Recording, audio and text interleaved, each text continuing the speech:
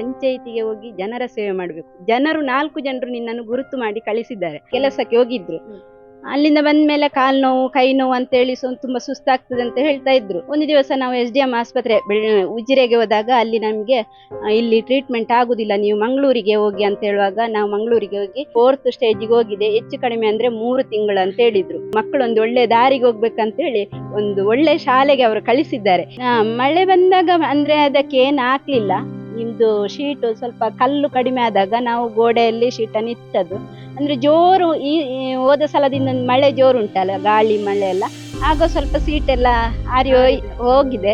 ಮತ್ತೆ ಸೆಕೆಗೆ ಅಂದ್ರೆ ಕೂತ್ಕೊಳ್ಳಿಕ್ಕೆ ಮಕ್ಕಳಿಗೆ ತುಂಬಾ ಕಷ್ಟ ಆಗ್ತದೆ, ತುಂಬಾ ಸೆಕೆ ಆಗ್ತದೆ. ಮತ್ತೆ ಇದು ನಮ್ಗೆ ಮಾಡಿದ ಪದಾರ್ಥ ಎಲ್ಲ ತುಂಬಾ ಹಾಳಾಗ್ತದೆ. ಇದು ನೀರು ಬಂದು ಅದ್ರಲ್ಲಿ ಬಿಸಿ ಆಗ್ತದೆ ಎಲ್ಲ. ಹೀಗೆ ಸ್ವಲ್ಪ ತೊಂದರೆ ಉಂಟು. ರಾತ್ರಿ ನಾನು ಮತ್ತು 3 ಮಕ್ಕಳು ಮಲಗುವಾಗ ಕೂಡ ನಮಗೆ ತುಂಬಾ ಹೆದರಿಕೆ ಆಗ್ತದೆ. ಅಂದ್ರೆ ಸೀಟ್ ಏನಾರದ ಹಾರಿ ಹೋದ್ರೆ ನಮ್ಗೆ ಯಾರು ಇಲ್ಲ ಇಲ್ಲಿ, ಕರಿಬೇಕಾದ್ರೆ ಒಬ್ರನ್ನು ಕರಿಬೇಕಾದ್ರೆ ಮತ್ತೆ ಬರ್ಬೇಕು. ಆಗ ಮಕ್ಕಳಿಗೆ ಕೂಡ ನಿದ್ದೆ ಬರುದೇ ಇಲ್ಲ. ಹೇಳ್ತಾರೆ ಬೇಗ, ದೊಡ್ಡವನು ಹೇಳಿ ಅಮ್ಮ ನೀವು ಯಾಕೆ ಮಲಗಲಿಲ್ಲ, ಮಳೆ ಬರ್ತುಂಟು ಗಾಳಿ ಬರ್ತುಂಟು ಅಂತ ಹೇಳುವಾಗ ಅವನು ಕೂಡ ನನ್ನೊಟ್ಟಿಗೆ ಸ್ವಲ್ಪ ಕೂತ್ಕೊಂಡು ಮತ್ತೆ ಮಳೆ ಕಡಿಮೆ ಆಗುವಾಗ ಮಲಗುವುದು. ಮೊದಲು ನನಗೆ ಗ್ರಾಮಸ್ಥರು ಅಂದ್ರೆ ನನಗೆ ಪಂಚಾಯಿತಿಯಲ್ಲಿ 3 ಗ್ರಾಮಗಳಿವೆ. ನಮ್ಗೆ ಗ್ರಾಮಸ್ಥರ ಸೇವೆಯೇ ನನ್ನ ಮೊದಲ ಸೇವೆ ಅಂತ ಹೇಳಿ ನನ್ನೊಂದು ಮನಸ್ಸು. ನಮ್ಮ ಪಂಚಾಯಿತಿ ಎಲೆಕ್ಷನ್ಗೆ ನಿಲ್ಬೇಕಂತ ಹೇಳಿದ್ರು. ಆಗ ನನ್ನ ಹಸ್ಬೆಂಡ್ ಹೇಳಿದ್ರು, ಆಪುಜಿ ಸಂತೋಷ ಆಲೆಗ್ದಾಲ ಗೊತ್ತು ಜಿಕ್ಕಿದಾಯ್ಬೋದು ಅಂತ ಹೇಳಿದಾಗ, ಇಲ್ಲ ಮಾವ ನಾನಿದ್ದೇನೆ, ಅದಕ್ಕೆಲ್ಲ ನಾವು ಸಪೋರ್ಟ್ ಮಾಡ್ತೇವೆ, ನಾವು ಅವರನ್ನು ಎಲ್ಲಿಗೂ ಕೂಡ ಬಿಟ್ಟು ಕೊಡುವುದಿಲ್ಲ, ನಾವಿದ್ದೇವೆ, ನೀವು ಹೇಳಿ ನಾವು ಕರ್ಕೊಂಡೋಗಿ ಅವರಿಗೆ ಒಂದು ಎಲೆಕ್ಷನ್ ನನಗೆ ನಿಲ್ಲಿಸುವ ಅಂತ ಹೇಳಿದ್ರು. ಆಗ ಅವರ ಒಂದು ಧೈರ್ಯದಿಂದ ನಾನು ನಿಂತದ್ದು. ಆ ಅವಧಿಯಲ್ಲಿ ನಾನು 1 ಓಟಲ್ಲಿ ವಿನ್ ಆಗಿ ಜನರ ಸೇವೆ 5 ವರ್ಷ ಮಾಡಿದೆ ಮೆಂಬರ್ ಆಗಿ. ಆಮೇಲೆ ಈ ಸಲದ ಅವಧಿಯಲ್ಲಿ ನಾನು 108 ಓಟಿನಲ್ಲಿ ವಿನ್ ಆಗಿ ಈಗ ಒಂದು ಸೇವೆ ಮಾಡ್ತಿದ್ದೇನೆ. ಹಾಗೆ ಜನರು ಕೂಡ ನನಗೆ ಒಳ್ಳೆಯ ರೀತಿಯ ಸಹಕಾರವನ್ನು ಕೂಡ ಕೊಡ್ತಿದ್ದಾರೆ. ಯಾವುದೇ ವಿಷಯದಲ್ಲಿ ಕೂಡ ನಮ್ಮ ಹತ್ರ ಹೇಳ್ತಾರೆ. ಈಗ ನಮ್ಮ ಮುಂಡೂರು ಗ್ರಾಮದಲ್ಲಿ ಹೆಚ್ಚಿನ ಜಾತಿ ಆದಾಯ ಅಂತ ಮಕ್ಕಳದ್ದು ಯಾವುದಾದ್ರೂ ಸ್ಕಾಲರ್ಶಿಪ್ಗೆ ಬರುವುದಾದ್ರೆ ಅದನ್ನು ನಾವೇ ಮಾಡಿಕೊಟ್ಟದ್ದು. ಇವತ್ತೊಂದು ಕೂಡ ನಾನೊಂದು ಕೊಟ್ಟಿದ್ದೇನೆ. ಅದನ್ನು ಕೂಡ ನಾನೇ ಹೋಗಿ ತಾಲೂಕು ಆಫೀಸಿಗೆ ಹೋಗಿ ಎಲ್ಲ ಮಾಡಿ ಮಕ್ಕಳಿಗೆ ಕೊಡ್ತೇನೆ. ಮುಂಡೂರು ಶಾಲೆಯಲ್ಲಿ ಇರುವ ಮಕ್ಕಳಿಗೆ, ಹೆಚ್ಚಿನ ಮಕ್ಕಳಿಗೆ ನಾನೇ ಇನ್ಕಮ್ ಸರ್ಟಿಫಿಕೇಟ್ ಎಲ್ಲ ಮಾಡಿ ಕೊಟ್ಟಿದ್ದೆ. ಚೀಟಿನ ಮನೆ ಆದ್ರೆ ಅವರು ಯಾವುದನ್ನು ಅವರು ಮನಸ್ಸಿಗೆ ತಗೊಳ್ಳೋದಿಲ್ಲ. ಯಾಕಂತ ಹೇಳಿದ್ರೆ ಅವ್ರು ಸ್ವಲ್ಪ, ನಾನು ಇಷ್ಟಾದ್ರೂ ಇದ್ದೇನೆ, ಕೆಳಗಡೆ ಇದಕ್ಕಿಂತ ತುಂಬಾ ಬಡತನದಲ್ಲಿ ಇದ್ದಾರೆ, ಅವರನ್ನ ನಾನು ಮೇಲೆ ತರುವಂತ ಪ್ರಯತ್ನ ನಾನು ಮಾಡಬೇಕು, ನನ್ಗೆ ಬಂದದ್ದು ಕಷ್ಟ ನನಗೇನೆ ಇರ್ಲಿ ಅಂತೇಳಿ ಯಾರ ಹತ್ರ ಹೇಳಿಕೊಳ್ಳುವುದಿಲ್ಲ. ನನಗೊಂದು ಆಸೆ ಇದೆ, ನಾನು ನಿಮ್ಮ ಮೂಲಕ ಅವ್ರಿಗೆ ಕೇಳಿಕೊಳ್ಳುವುದೇನಂತ ಹೇಳಿದ್ರೆ, ಅವ್ರು ಮನೆ ಮಾಡ್ಲಿಕ್ಕೆ ಹೊರಟ್ರೆ ಅಥವಾ ಅವರ ಒಂದು ಏನಾದ್ರೂ ಅವ್ರು ಇಷ್ಟಪಟ್ರೆ ಅವ್ರು ಯಾರ ಹತ್ರ ಕೈ ಚಾಚಿದವರಲ್ಲ. ಇಷ್ಟು ಕಾಂಟ್ರಾಕ್ಟ್ಗಳು ಇರ್ಬೋದು, ಅವ್ರು ಯಾರು ಕೂಡ ಸವಿತಕ್ಕನಿಗೆ ದುಡ್ಡು ಕೊಟ್ಟಿದ್ದೇನೆ ಅಂತ ಹೇಳಿದ್ರೆ ಅವ್ರು ತಗೊಳ್ಳುವುದಿಲ್ಲ. ಆ ವಿಷಯ ಬಂದ್ರೆ ಅವರಿಗೆ ಸಿಟ್ಟು ಬರ್ತದೆ. ಅವರ ಏನೋ ಬಡತನ ಇದ್ರು ಇನ್ನೊಬ್ಬರ ಈ ಲಂಚ ಇದೆಲ್ಲ ಈಗ ಏನೇನೋ ಆಗ್ತದೆ ಅಂತಕ್ಕೆಲ್ಲ ಕೈ ಹಾಕಿದವರಂತ. ಯಾಕೆ ಹಾಕುದಿಲ್ಲ ಅಂತ ಹೇಳಿದ್ರೆ ಅವರಿಗೆ ಕಷ್ಟದ ವಿಷಯ ಗೊತ್ತಿದೆ. ಅವರಿಗೂ ಆರೋಗ್ಯದ ಮೇಲೆ ಸಮಸ್ಯೆ ಬಂದಿದೆ ತುಂಬಾ ಸಲ. ಅವ್ರು ಎಷ್ಟು ಈಗ ಮಾತಾಡಿದ್ರು ನೋಡಿ, ಎಷ್ಟು ಆಕ್ಟಿವ್ ಆಗಿದ್ದಾರೆ, ಎಷ್ಟು ಮಾತಾಡಿದ್ದಾರೆ. ಅವರ ಆರೋಗ್ಯ ಸಮಸ್ಯೆ ಅವರಿಗೆ ಇದೆ. ಅವರ ಸಮಸ್ಯೆಯನ್ನು ಅವ್ರು ಯಾರ ಹತ್ರ ಹೇಳಿಕೊಳ್ಳುವುದಿಲ್ಲ.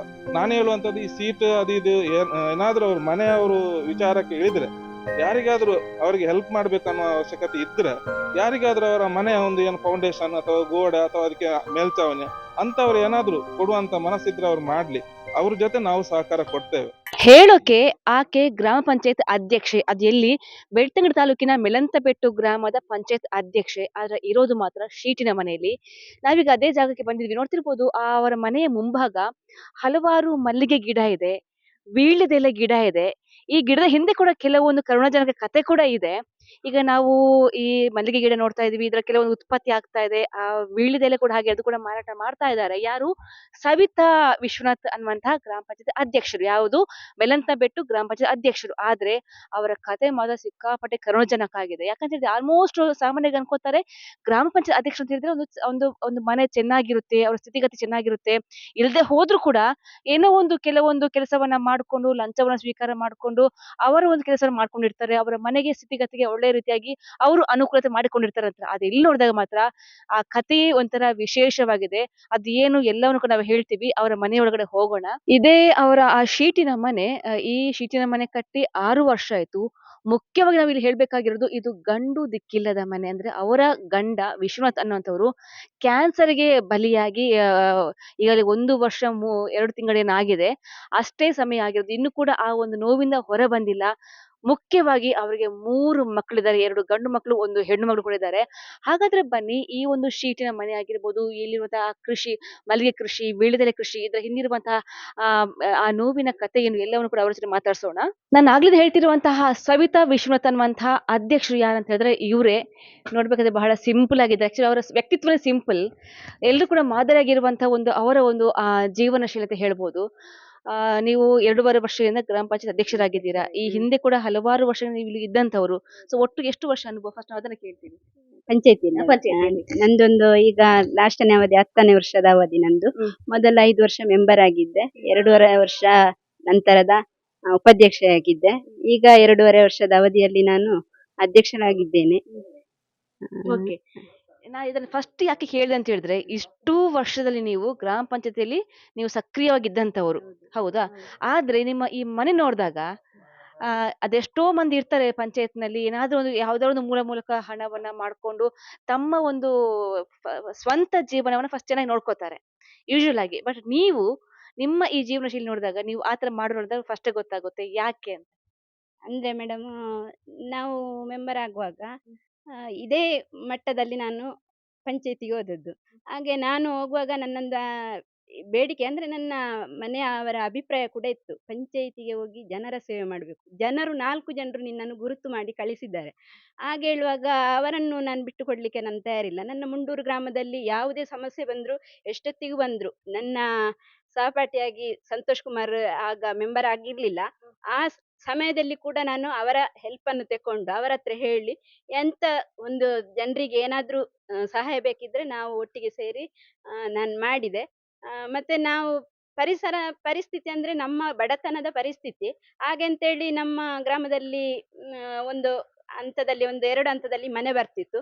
ಆಗ ನಾನು ಪಂಚಾಯತಿಯಲ್ಲಿರುವಾಗ ಒಂದು ಮನೆ ತೆಕೊಂಡು ಅಥವಾ ಏನಾದ್ರು ಮಾಡಿದ್ರೆ ಅದು ಜನರಿಗೆ ಅವಳು ಪಂಚಾಯತಿಯಲ್ಲಿ ಇದ್ದ ಏನೆಲ್ಲ ಮಾಡಿದ್ದಾರೆ, ನಮಗೇನಾಗ್ಲಿಲ್ಲ ಅಂತ ಹೇಳ ನಮ್ ಮಾತು ಬರ್ಬಾರ್ದಂತೇಳಿ ನಾನು ಊರಿನವರ ಸೇವೆ, ನಮ್ಗೆ ಟೋಟಲಿ 3 ಗ್ರಾಮ ಇದೆ. 3 ಗ್ರಾಮದಲ್ಲಿ ನಾನು ಕೂಡ ಹೊಂದಾಣಿಕೆಯಿಂದ ನಾನು ಈಗ ಕರ್ತವ್ಯ ಮಾಡ್ತಿದ್ದೇನೆ. Great madam. ಇನ್ನೊಂದು ನಮ್ಗೊಂದು ವಿಷಯ ಹೇಳಿದ್ರಿ, ನಿಮ್ಮ ಒಂದು ಹಸ್ಬೆಂಡ್ ಅವ್ರು ನಿಮ್ಮ ಒಂದು ಎಲ್ಲ ಒಂದು ಬೆನ್ನೆಲುಬಾಗಿದ್ದಂಥವ್ರು, ಈ ಒಂದು ಕುಟುಂಬ ನಿರ್ವಹಣೆಗೆ ಅವರೊಂದು ಆದರ ಶಕ್ತಿಯಾಗಿ ಆದಂಥವ್ರು. ಅವ್ರಿಗೆ ಕ್ಯಾನ್ಸರ್ ಬಂತು ಅಂತ. ಸೊ ಯಾವಾಗ ಗೊತ್ತಾಯ್ತು ನಿಮ್ಗೆ ಕ್ಯಾನ್ಸರ್ ಇತ್ತು ಅಂತ, ಏನೆಲ್ಲ ಆಯ್ತು ಅಂತ? ಅವರು ಅಂದ್ರೆ ಕಳೆದ ಒಂದು ದೀಪಾವಳಿ ಹಬ್ಬದ ಸಮಯ ಕೆಲಸಕ್ಕೆ ಹೋಗಿದ್ರು. ಅಲ್ಲಿಂದ ಬಂದ್ಮೇಲೆ ಕಾಲ್ ನೋವು, ಕೈ ನೋವು ಅಂತೇಳಿ ತುಂಬಾ ಸುಸ್ತಾಗ್ತದೆ ಅಂತ ಹೇಳ್ತಾ ಇದ್ರು. ಆದ್ರೂ ಕೂಡ ನಾವು ಅಷ್ಟೇನು ಇದು ಮಾಡ್ಲಿಲ್ಲ. ಅದು ಹೊರಗಡೆ ಕೆಲಸ ಹೋದಾಗ ನೋವು ಇರ್ತದಂತೇಳಿ ನಾನು ಅಷ್ಟೊಂದು ಗಮನಕ್ಕೆ ತರದೆ. ಒಂದು ದಿವಸ ನಾವು SDM ಆಸ್ಪತ್ರೆ ಉಜಿರೆಗೆ ಹೋದಾಗ ಅಲ್ಲಿ ನಮ್ಗೆ ಇಲ್ಲಿ ಟ್ರೀಟ್ಮೆಂಟ್ ಆಗುದಿಲ್ಲ, ನೀವು ಮಂಗಳೂರಿಗೆ ಹೋಗಿ ಅಂತ ಹೇಳುವಾಗ ನಾವು ಮಂಗಳೂರಿಗೆ ಹೋಗಿ ಅಲ್ಲಿ KMC ಮಂಗಳೂರಲ್ಲಿ ಟೆಸ್ಟ್ ಮಾಡುವಾಗ ಅಲ್ಲಿ MRI ಸ್ಕ್ಯಾನಿಂಗ್ ಆಗಿ ಎಲ್ಲ ರಿಪೋರ್ಟ್ ನೋಡುವಾಗ ಸ್ವಲ್ಪ ಪ್ರಾಬ್ಲಮ್ ಅಂತ ಅಲ್ಲಿ ಆಗ್ಲೇ ಗೊತ್ತಾಯ್ತು.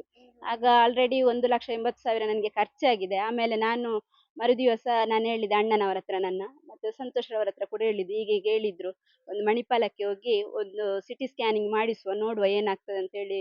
ಅಲ್ಲಿ ಹೋಗಿ ಮಣಿಪಾಲದಲ್ಲಿ ಸ್ಕ್ಯಾನಿಂಗ್ ಮಾಡಿಸುವಾಗ ಎಲ್ಲ ಎಲುಬೆಲ್ಲ ಇದು ಒಳಗೆ ಇದಾಗಿದೆ, ಏನು ಇದಕ್ಕೆ ವ್ಯಾಲ್ಯೂ ಇಲ್ಲ, ಒಂದು 4th ಸ್ಟೇಜಿಗೆ ಹೋಗಿದೆ, ಹೆಚ್ಚು ಕಡಿಮೆ ಅಂದ್ರೆ 3 ತಿಂಗಳು ಅಂತ ಹೇಳಿದ್ರು. ಆಗ ಮತ್ತೆ ಎಂತ ಹೇಳಿದ್ರು, ಇವರೆಲ್ಲ ನನಗೆ ಧೈರ್ಯ ತುಂಬಿಸಿದ್ರು, ನಾವಿದ್ದೇವೆ ಸವಿತಕ್ಕ, ನೀವೇನು ಹೆದರ್ಬೇಡಿ ಅಂತೇಳಿ. ಈಗ ಮನೆಯಲ್ಲೇ ಸ್ವಲ್ಪ ಟ್ರೀಟ್ಮೆಂಟ್ ಮಾಡಿ ಲೋಕಲ್ ನಾವು ಆಸ್ಪತ್ರೆಯಲ್ಲೆಲ್ಲ ಅಡ್ಮಿಟ್ ಮಾಡಿ ಇದು ಮಾಡಿದ್ದೇವೆ ಅಷ್ಟೇ. 3 ತಿಂಗಳಿಗೆ 1 ದಿವಸ ಇರುವಾಗಲೇ ಅವರು ಡೆತ್ ಆದ್ರು. ಆಗ ಅವರಿಗೆ ಒಂದು ಕನಸಿತ್ತು, ನಾನು ಕಲೀಲಿಲ್ಲ, ನೀನು ಕೂಡ ಅಷ್ಟೇನು ಕಲೀಲಿಲ್ಲ, ನಮ್ಮ ಮಕ್ಕಳು ಒಂದು ಒಳ್ಳೆಯ ಸ್ಟೇಜಲ್ಲಿ ನಿಲ್ಬೇಕು, ಅಂದ್ರೆ ಶ್ರೀಮಂತಿಗೆ ಆಗ್ಬೇಕಂತೇನಿಲ್ಲ, ಒಂದು ಒಳ್ಳೆಯ ಲೆವೆಲಲ್ಲಿ ನಿಂತು ಇನ್ನೊಬ್ಬರಿಗೆ ನಮ್ಮಾಗೆ ಇನ್ನೊಬ್ಬರ ಒಂದು ಕರುಣೆ ಕೂಡ ಮಕ್ಕಳಿಗೆ ಬರಬೇಕು, ಒಬ್ಬರೊಟ್ಟಿಗೆ ಬೆರೆತು ಮಕ್ಕಳೊಂದು ಒಳ್ಳೆ ದಾರಿಗೆ ಹೋಗ್ಬೇಕಂತೇಳಿ ಒಂದು ಒಳ್ಳೆ ಶಾಲೆಗೆ ಅವರು ಕಳಿಸಿದ್ದಾರೆ. ಈಗ ನನಗೆ ಆಗದಿದ್ರು ಕೂಡ ನಾನು ಅದೇ ಅವರ ಮಾತನ್ನು ಮುಂದುವರಿಸ್ತಿದ್ದೇನೆ ಅಷ್ಟೇ. ಎಷ್ಟು 3 ಮಕ್ಕಳು ಅಂತ ಹೇಳಿದ್ರಿ? 3 ಮಕ್ಕಳು ಏನೇನು ಮಾಡ್ತಿದ್ದಾರೆ, ಯಾವ ಯಾವ ಸ್ಕೂಲಲ್ಲಿ ಅಂತ? ನನ್ನ ದೊಡ್ಡ ಮಗ ಈಗ 10th ಆಗಿ ಫಸ್ಟ್ PUC ಅಲ್ಲಿ ವಾಣಿಯಲ್ಲಿ ಕಲಿತಿದ್ದಾನೆ. ಎರಡನೇ ಮಗ 8ನೇ ತರಗತಿಯಲ್ಲಿ ವಾಣಿಯಲ್ಲಿ ಕಲಿತಿದ್ದಾನೆ. ಆ, ಮೂರನೇ ನನ್ನದೊಂದು ಚಿಕ್ಕ ಮಗಳು 2ನೇ ತರಗತಿಯಲ್ಲಿ ಕಲಿತಿದ್ದಾಳೆ. ಈಗ ನಿಮ್ಗೆ ಈ ಎಲ್ಲ ನಿರ್ವಹಣೆಗೆ ಎಷ್ಟು ಕಷ್ಟ ಆಗ್ತಾ ಇದೆ? ನಿಮ್ಗೆ ಯಾರೆಲ್ಲ ಈಗ ಸಹಕಾರ ನಿಂತಿದ್ದಾರೆ ಅಂತ ನಿಮ್ಗೆ ಸಪೋರ್ಟಿವ್ ಆಗಿ? ನನಗೆ ಸಪೋರ್ಟ್ ಆಗಿ ನಮ್ಮ ಗ್ರಾಮಸ್ಥರೇ, ನಮಗೆ ನನ್ನ ಸಂಬಂಧಿಕರು ಮತ್ತೆ ನಮ್ಮ ಗ್ರಾಮದ ಮತ್ತೆ ನಮ್ಮ ಪಕ್ಷದ MLA ಹರೀಶ್ ಪೂಂಜಾರ್ ಅವರು ನನ್ನ ಮಕ್ಕಳ ವಿದ್ಯಾಭ್ಯಾಸಕ್ಕೆ ಧನ ಸಹಾಯವನ್ನು ಮಾಡಿದ್ದಾರೆ. ಮತ್ತೆ ನಮ್ಮ ಬಿಲ್ಲವ ಸಂಘದಿಂದ ಮುಂಡೂರು, ಅಲ್ಲಿಂದ ಕೂಡ ನನಗೆ ಮಕ್ಕಳಿಗೆ ಆಗಿ ವಿದ್ಯಾಭ್ಯಾಸಕ್ಕೆ ಧನ ಸಹಾಯ, ಮತ್ತೆ ನಾಗಕಲ್ಲುಟಿ ದೇವಸ್ಥಾನದ ರಾಜೀವಣ್ಣ ಕೂಡ ನಮಗೆ ಒಂದು ಮಕ್ಕಳಿಗೆ ಅಂದ್ರೆ ಅವರ ಮಾತಂದ್ರೆ ಹೇಳಲಿಕ್ಕಿಲ್ಲ. ಎಷ್ಟೋ ಸಲ ಹೇಳಿದ್ದಾರೆ ಅವರು ಹೋಗುವಾಗ, ಸವಿತಕ್ಕೆ ನೀವು ಹೆದರ್ಬೇಡಿ, ಮಕ್ಕಳು ಅಲ್ಲಿ ಫ್ರೀಯಾಗಿ ಮನೇಲಿ ಇದ್ರೆ ನನ್ನ ಇಲ್ಲಿಗೆ ದೇವಸ್ಥಾನಕ್ಕೆ ಕಳಿಸಿ, ನಾನು ನನ್ನ ತಾಯಿ ಅಂದ್ರೆ ಅಪ್ಪ ಏನಾದ್ರೂ ಕೊಡುವಳು ಮಕ್ಕಳಿಗೆ, ಒಳ್ಳೇದಾಗ್ಲಿ, ಏನು ಇದು ಮಾಡಬೇಡಿ, ಮಕ್ಕಳನ್ನು ಕಳಿಸಿ ಒಳ್ಳೇದಾಗ್ತದೆ ಅಂತೇಳಿ. ಮತ್ತೆ ಸಂತೋಷ್ ಕೂಡ ಹಾಗೆ ಏನಿದ್ರು ಕೂಡ ನಾನು ಅವರ ಹತ್ರ ಹೇಳಿದ್ರೆ ಇದರಿಂದ ಯಾವ ಸಂಘದಿಂದಾದ್ರೂ ಎಲ್ಲಿ ಸ್ಕಾಲರ್ಶಿಪ್ ಸಿಗ್ತದೆ ಹಾಗೆಲ್ಲ ನನಗೆಲ್ಲ ಮಾಡಿಕೊಟ್ಟಿದ್ದಾರೆ. ಅದರಲ್ಲಿ ಬೇರೆ ಮಾತೇ ಇಲ್ಲ. ಹಾಗಾಗಿ ನಾನು ಮಕ್ಕಳನ್ನು ಒಳ್ಳೆ ಶಾಲೆಯಲ್ಲೇ ಕಲಿಸ್ತಾ ಇದ್ದೇನೆ. ಹಾಗೆಂತೇನು ಪ್ರಾಬ್ಲಮ್ ಇಲ್ಲ.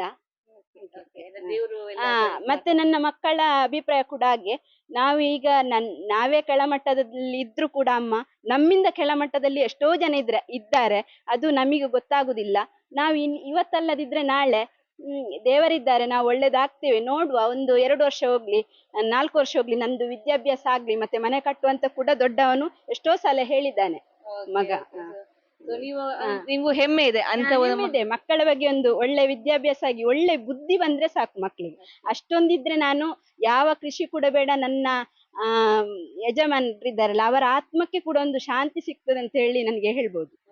ಇನ್ನೊಂದು, ನಿಮ್ಮ ಮನೆಯ ಮುಂದೆ ಮಲ್ಲಿಗೆಯ ತೋಟ ಇದೆ, ಕೆಲವೊಂದು ಗಿಡಗಳಿದೆ, ವೀಳ್ಯದೆಲೆ ಇದೆ. ಇದರ ಹಿಂದೆ ಕೂಡ ನಿಮ್ಗೆ ಒಂದು ಭಾವನಾತ್ಮಕ ಒಂದು ನಂಟು ಕೂಡ ಇದೆ. ಅದೇನಂತ ಹೇಳಿ? ನಂದು ಅಂದ್ರೆ ಅವರು ಹುಷಾರಿಲ್ಲದಾಗ ಒಂದು ಮಲ್ಲಿಗೆ ಗಿಡವನ್ನು ಸಂತೋಷ್ ಕುಮಾರ್ ಅವರ ಮನೆಯಿಂದನೇ ತಂದು ನೆಟ್ಟದದು. ಅವರ ಚಿಕ್ಕಮ್ಮ ಮಲ್ಲಿಗೆ ಕೃಷಿಯಲ್ಲಿ ತುಂಬಾ ಹೆಸರು ಹೋದವರು ಮೊದಲಿನಿಂದಲೇ. ನನ್ನ ಹಸ್ಬೆಂಡನ ತಂಗಿ ಕೂಡ ಅವರೊಂದು 20 ಗಿಡ ಕೊಟ್ಟು ಅದನ್ನ ಅಣ್ಣ ಅಲ್ಲಿ ನೆಡಿ ಅಂತ ಹೇಳುವಾಗ ಇವರು ಹುಷಾರಿಲ್ಲದೆ ಬಿದ್ರು. ಆಗ ಹೇಳಿದ್ರು, ನಾನೊಂದು ಮಲ್ಲಿಗೆ ಗಿಡವನ್ನು ನೆಡ್ತೇನೆ, ನನಗೆ ಜೋರಾದ್ರೆ ಹುಷಾರಿಲ್ಲದಿದ್ರೆ ಮತ್ತೆ ಅದನ್ನು ನೆಡ್ಲಿಕ್ಕಾಗುದಿಲ್ಲ. ಆಗ ನೆಟ್ಟ ಮೇಲೆ ನೀನು ಅದನ್ನು ಚಂದ ಮಾಡಿ ಸಾಕಿ ಮಕ್ಕಳಾಗೆ ಸಾಕು, ಮತ್ತೆ ನಿನಗೆ ಅದೊಂದು ಫಲ ಕೊಡ್ತದೆ ಅಂತ ಹೇಳಿದ್ರು. ಮತ್ತೆ ವೀಳ್ಯದೆಲೆ ಕೂಡ ಅವರೇ ಮಾಡಿದ್ದು. ಆ ಟೈಮಲ್ಲಿ ಕೂಡ ನಾವು 1,000-2,000ದ ವೀಳ್ಯದೆಲೆ ವಾರಕ್ಕೆ ಪೇಟೆಗೆ ನಾವು ಕೊಡ್ತಿದ್ದೆವು. ಆಗ ಮತ್ತೆ ನಾನೊಂದು ಜಾಗದೊಂದು ಮಣ್ಣು ತೆಗಿಲಿಕ್ಕಿತ್ತು. ಆ ಮಣ್ಣು ತೆಗೆಯುವಾಗ ಮಲ್ಲಿಗೆ ಗಿಡವನ್ನು ತೆಗ್ದವಳು, ವೀಳ್ಯದೆಳೆಯನ್ನು ತೆಗ್ದವಳು ಕೂಡ ಅವರೊಂದು ಹೆಸರಲ್ಲಿ ಹಾಗೆ ಮಾಡಿದ್ದಾರೆ. ಅದು ಇರ್ಬೇಕಂತೇಳಿ ಪುನಃ ಮಕ್ಕಳು ಸೇರಿ ನಾನು ಸೇರಿ ಅದನ್ನು ನೆಟ್ಟು ಈಗ ಅದನ್ನು ನೋಡ್ತಾ ಇದ್ದೇವೆ ಮೇಡಮ್. ಅದನ್ನ ಮುಖ್ಯವಾಗಿ ಗೊತ್ತಾಗುವಂತದ್ದು ಅಂದ್ರೆ, ನಾನು ಇಲ್ಲದೆ ಹೋದ್ರು ಕೂಡ ನನ್ನ ಹೆಸರಲ್ಲಿ ಅದು ನಿಮ್ಗೊಂದು ಆಧಾರವಾಗಿರ್ಲಿ ಅನ್ನುವಂತ ನಿಟ್ಟಿನಲ್ಲಿ ಅವರು ಆಧಾರವಾಗಿರ್ಲಿ. ಒಂದು ಮಕ್ಕಳಿರುವಾಗ ಯಾವ್ದಾದ್ರು ಒಂದಕ್ಕೆ ಹೇಳ್ತಿದ್ರು, ಏನಿಲ್ಲದಿದ್ರು ಒಂದು ಮನೆ ಏನಾದ್ರು ಒಂದು ಪುಟ್ಟ ಪುಟ್ಟ ಸಾಮಾನ್ ತರ್ಲಿಕ್ಕಾದ್ರೂ ಆಗ್ತದಲ್ಲ, ಒಂದು ಮಾಡು ಅಂತ ಹೇಳ್ತಿದ್ರು. ಹಾಗೆ ಅದೊಂದು ನಿರ್ವಹಣೆಗೆ ಏನಿಲ್ಲ, ನನಗೆ 500ರಿಂದ 1,000 ತನಕ ಒಂದು ಮಲ್ಲಿಗೆಯಲ್ಲಿ ಆಗ್ತಿತ್ತು, ಮತ್ತೆ 1,500 ವೀಳ್ಯದೆಲೆಯಲ್ಲಿ ಬರ್ತಿತ್ತು. ಹಾಗಂತೇಳಿ ಈಗ ಸ್ವಲ್ಪ ಕಡಿಮೆ ಆಗಿದೆ. ಈಗ ಸ್ವಲ್ಪ ನನಗೆ ಈಗ ಅಂದ್ರೆ ಅದೊಂದು ಒಳ್ಳೇದಾಗುವ ತನಕ ನನಗೆ ಸ್ವಲ್ಪ ತಲೆಬಿಸಿ ಉಂಟು. ಮಕ್ಕಳಿಗೆ ಒಂದು ಶಾಲೆಯ ಖರ್ಚಿಗೆ ಎಲ್ಲ, ಬಸ್ಸಿಗೆ ಹೋಗ್ಲಿಕ್ಕೆ ಎಲ್ಲ ಕೊಡ್ಬೇಕಲ್ಲ, ಅದಕ್ಕೆ ಅದನ್ನು ನಾವು ದಿನಾಲೂ ಒಂದು ನೋಡ್ತಾ ಇದ್ದೇವೆ, ಹೇಗೆ ಬೆಳೀತದೆ, ಹೇಗೆಲ್ಲ ಆಗ್ತದೆ ಅಂತ ಹೇಳಿ. ಅದೇ ನಮ್ದೊಂದು ಆಸೆ. ಮತ್ತೆ ಏನಿಲ್ಲ, ನನಗೆ ಯಾರು ಕೂಡ ಇಲ್ಲಿ ವಿರುದ್ಧ ಅಂತ ಯಾರು ಇಲ್ಲ. ನನ್ನೊಂದಿಗೆ ಎಲ್ಲರೂ, ನಾನು ಎಲ್ಲಿಗೆ ಹೋಗದಿದ್ರು ಕೂಡ ಫೋನ್ ಮಾಡಿ ಕೇಳ್ತಾರೆ, ನೀನು ಏನು ಇವತ್ತು ಕಾಣಲೇ ಇಲ್ಲ. ನೆರೆಗೊರೆಯವರು ಕೂಡ ಹಾಗೆ, ನಾನು ಹೋಗದಿದ್ರು ಕೂಡ ನನ್ನ ಮನೆಗೆ ಬಂದು ವಿಚಾರಿಸಿರ್ತಾರೆ, ನಾನು ಮತ್ತು 3 ಮಕ್ಕಳಂತೇಳಿ, ನಿನ್ನೆ ನಾನು ನೋಡ್ಲಿಲ್ಲ, ನೀನ್ ಹೇಗಿದ್ದಿ, ಮಕ್ಳು ಹೇಗಿದ್ದಾರೆ ಅಂತ ಹೇಳಿ ನನಗೆ ತುಂಬಾ ಸಪೋರ್ಟ್ ಆಗಿದ್ದಾರೆ ಅಷ್ಟೇ. ಇನ್ನೊಂದು ಮುಖ್ಯವಾಗಿ, ಈಗ ನಿಮ್ಮ ತಾಯಿ ಮನೆ ಇರೋದು ಎಲ್ಲಿ? ಈ ಜಾಗನಿಗೆ ಹೇಗ್ ಬಂದ್ರಿ? ಈ ಜಾಗ ಏನಾದ್ರು ನಿಮ್ಮ ಜಮೀನು ಅಥವಾ ಯಾರಾದ್ರೂ ಮಾಡಿಕೊಟ್ರೆ ಹೇಗೆ? ನನ್ನ ತಾಯಿ ಮನೆ ಹಳದಂಗಡಿ ಪಿಲ್ಯ ಅಂತೇಳಿ.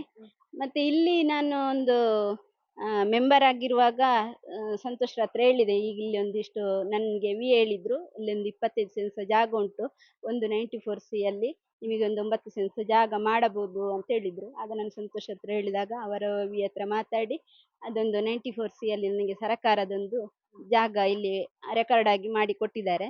ಅದರಲ್ಲಿ ಒಂದು ಮನೆ ಕಟ್ಟಿ ಕೂತ್ಕೊಂಡಿದ್ದೇವೆ. ಅಂದ್ರೆ ನನ್ನ ಹಸ್ಬೆಂಡ್ ಮನೆಯಲ್ಲಿ ಕೂಡ ಏನಿಲ್ಲ, ಒಂದು ಮನೆ, ಒಂದು ಸ್ವಲ್ಪ ಜಾಗ ಅಷ್ಟೇ. ಅದಕ್ಕಾಗಿ ನಾವು ಒಳ್ಳೆ ರೀತಿಯಲ್ಲಿದ್ದೆವು, ಒಳ್ಳೆ ಇದ್ರಲ್ಲಿದ್ದೆವು ಭಾವನೆಯಲ್ಲಿ. ಒಂದೇ ಅಣ್ಣ ತಮ್ಮ ಅವರು ತುಂಬಾ ಬಾಂಧವ್ಯದಿಂದ ಇದ್ರು. ನಮ್ದೇನು ಗಲಾಟೆ ಗಿಲಾಟೆ ಏನಾಗ್ಲಿಲ್ಲ. ನಾವು ಒಟ್ಟಿಗೆ ಇದ್ದು ಒಳ್ಳೆ ಇದ್ರಲ್ಲೇ ಬಂದು ನಾವಿಲ್ಲಿ ಕೂತ್ಕೊಂಡಿದ್ದು. ಈಗ ಕೂಡ ನಿನ್ನೆ ಕೂಡ ಅವರ ತಮ್ಮ ಬಂದು ಹೋದ್ರು, ಮಾತಾಡಿ ಹೋದ್ರು. ಏನು ತೊಂದ್ರೆ ಇಲ್ಲ. ಈಗ ಇದು ಶೀಟಿನ ಮನೆ ಹೇಳೋಕೆ. ಬೇಸಿಗೆ ಕಾಲದಲ್ಲಿ ಅಂತೂ ಕೂತ್ಕೊಳ್ಳೋಕೆ ಕಷ್ಟ ಇದೆ. ಇನ್ನು ಮಳೆಗಾಲದಲ್ಲಿ ಕೂಡ ಕೆಲವೊಂದು ಅಡೆತಡೆ ಕಷ್ಟ ಆಗತ್ತೆ. ಅಂದ್ರೆ ಜೋರ ಗಾಳಿ ಬಂದಾಗ ಆತರ ಏನೆಲ್ಲ ಆಗಿತ್ತು? ಈಗಿಲ್ಲ ಲಾಸ್ಟ್ ಟೈಮ್ ಕೂಡ ಒಂದು ಮಳೆ ಬಂದಾಗ ಜೋರಾಗಿ ಸಮಸ್ಯೆ ಆಯ್ತು ಅಂತ ಹೇಳಿದ್ರು. ಮಳೆ ಬಂದಾಗ ಅಂದ್ರೆ ಅದಕ್ಕೆ ಏನ್ ಹಾಕ್ಲಿಲ್ಲ.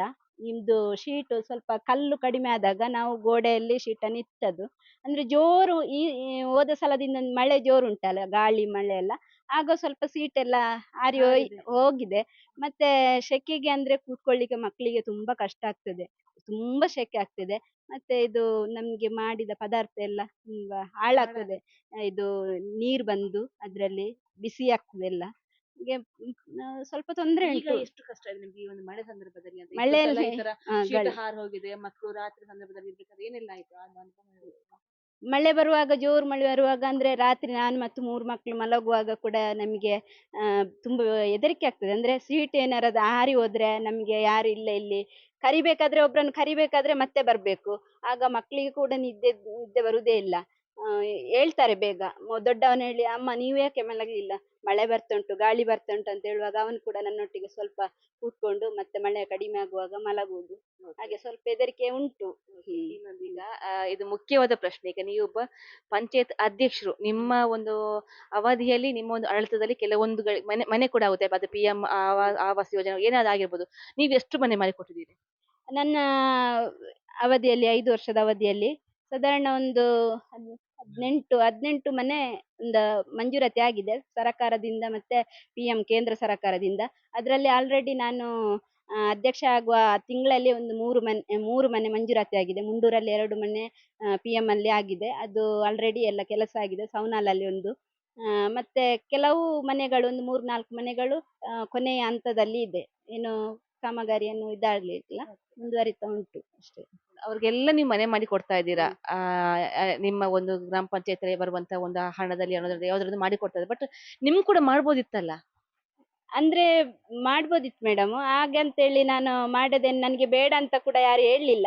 ಅಂದ್ರೆ ನನಗೊಂದು ಮಣ್ಣೆ ಉಂಟು, ಮತ್ತೆ ನನ್ನ ಹಸ್ಬೆಂಡಿಗೆ ಹುಷಾರಿಲ್ಲದಾಗ ನನಗೆ ಮನೆ ಕಟ್ಟುದಾ, ಮಕ್ಕಳನ್ನು ಜವಾಬ್ದಾರಿ ನೋಡುದಾ, ಹಾಗೆಲ್ಲ ನಾನು ಸ್ವಲ್ಪ, ಅಂದ್ರೆ ನಮ್ಗೆ ಸಿಗುದೇ ಸರಕಾರದ 1,20,000, ಮತ್ತೆ ಒಂದು ನಮ್ಗೆ NRG ಉದ್ಯೋಗ ಖಾತರಿಯಲ್ಲಿ ಒಂದು 28,000. ಅದರಲ್ಲಿ ಈಗಿನ ರೇಟ್ ಎಲ್ಲ ನೋಡಿದ್ರೆ ಅದು ಕಷ್ಟ ಆಗ್ತದೆ. ಹಾಗೆ ಸ್ವಲ್ಪ ಮಕ್ಕಳು ಸ್ವಲ್ಪ ದೊಡ್ಡದಾಗ್ಲಿ, ಒಬ್ಬನಾದ್ರೂ ಒಂದು ಲೆವೆಲಲ್ಲಿ ಎಜುಕೇಶನ್ ಆಗಿ ಹೋದ್ರೆ ನನಗೆ ಒಂದು ಆಧಾರ ಆಗ್ತದೆ. ಆಮೇಲೆ ಮನೆ ಕಟ್ಟುವ ಮಗನ ಉದ್ದೇಶ ಕೂಡ ಅಷ್ಟೇ. ಅಮ್ಮ ನಾನು ಕಲಿತ ಮೇಲೆ ನಮ್ದೊಂದು ಸಣ್ಣದಾದ್ರೂ ಒಂದು ಮನೆ ಕಟ್ಟುವ ಅಂತ ಹೇಳ್ತಾ ಇದ್ದಾನೆ. ಮತ್ತೆ ಈಗ ಬರುವುದ್ರ ಪಂಚಾಯಿತಿಯ ಮನೆಯಲ್ಲಿ ನಮಗೆ ಮೊದಲು ನನಗೆ ಗ್ರಾಮಸ್ಥರು, ಅಂದ್ರೆ ನನಗೆ ಪಂಚಾಯಿತಿಯಲ್ಲಿ 3 ಗ್ರಾಮಗಳಿವೆ. ನಮ್ಗೆ ಗ್ರಾಮಸ್ಥರ ಸೇವೆಯೇ ನನ್ನ ಮೊದಲ ಸೇವೆ ಅಂತ ಹೇಳಿ ನನ್ನೊಂದು ಮನಸ್ಸು. ಅದ್ರಲ್ಲಿ ಆ ನಿಟ್ಟಿನಲ್ಲಿ ಮನೆಗಳನ್ನೆಲ್ಲ ಮಾಡ್ತಿದ್ವಿ. ಆದ್ರೂ ನನ್ನ ಪಂಚಾಯತಿ ವ್ಯಾಪ್ತಿಯಲ್ಲಿ ಕೂಡ ಜನರು ಹೇಳ್ತಾರೆ, ನಿಮ್ಗೆ ಒಂದು ಮನೆ ತಕೊಳ್ಬೋದಲ್ಲ ಹಾಗಂತೇಳಿ. NRGಯಲ್ಲಿ ನಾನೊಂದು ಉದ್ಯೋಗ ಖಾತರಿಯಲ್ಲಿ ಬಾವಿಗೆ ಕೂಡ ಕೊಟ್ಟಿದ್ದೇನೆ, ಅದು ಕೂಡ ಬಂದಿದೆ.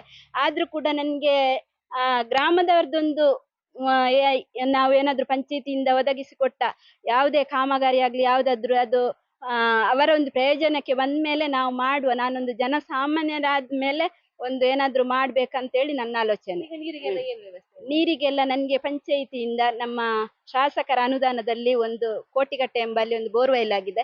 ಅದಕ್ಕೆ ನಾವು ಪಂಚಾಯಿತಿ ಅನುದಾನದಲ್ಲಿ 2.5 ಲಕ್ಷ ಇಟ್ಟು TC ಯನ್ನು ಅಳವಡಿಸಿ ಈಗ ನಮಗೆ ಪ್ರತಿಯೊಂದು ಮನೆಗೆ ಇಲ್ಲಿ ನೀರಿನ ವ್ಯವಸ್ಥೆಯನ್ನು ಮಾಡಿದ್ದೇವೆ.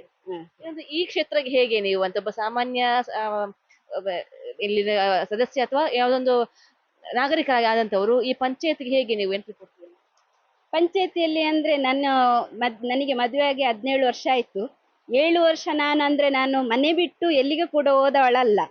ಆಗ ನಮ್ಮ ಸಂತೋಷ್ ಕುಮಾರ್ ಬಂದು, ಸವಿತಕ್ಕ ನೀವೊಂದು ನಮ್ಮ ಪಂಚಾಯತಿ ಎಲೆಕ್ಷನ್ಗೆ ನಿಲ್ಬೇಕಂತ ಹೇಳಿದ್ರು. ಆಗ ನನ್ನ ಹಸ್ಬೆಂಡ್ ಹೇಳಿದ್ರು, ಆಪುಜಿ ಸಂತೋಷ ಆಲ ಗೊತ್ತುಜಿ ಕಿದಾಯ್ಪೋದು ಅಂತ ಹೇಳಿದಾಗ, ಇಲ್ಲ ಮಾವ ನಾನಿದ್ದೇನೆ, ಅದಕ್ಕೆಲ್ಲ ನಾವು ಸಪೋರ್ಟ್ ಮಾಡ್ತೇವೆ, ನಾವು ಅವರನ್ನು ಎಲ್ಲಿಗೂ ಕೂಡ ಬಿಟ್ಟು ಕೊಡುವುದಿಲ್ಲ, ನಾವಿದ್ದೇವೆ, ನೀವು ಹೇಳಿ ನಾವು ಕರ್ಕೊಂಡೋಗಿ ಅವರಿಗೆ ಒಂದು ಎಲೆಕ್ಷನ್ ನನಗೆ ನಿಲ್ಲಿಸುವ ಅಂತ ಹೇಳಿದ್ರು.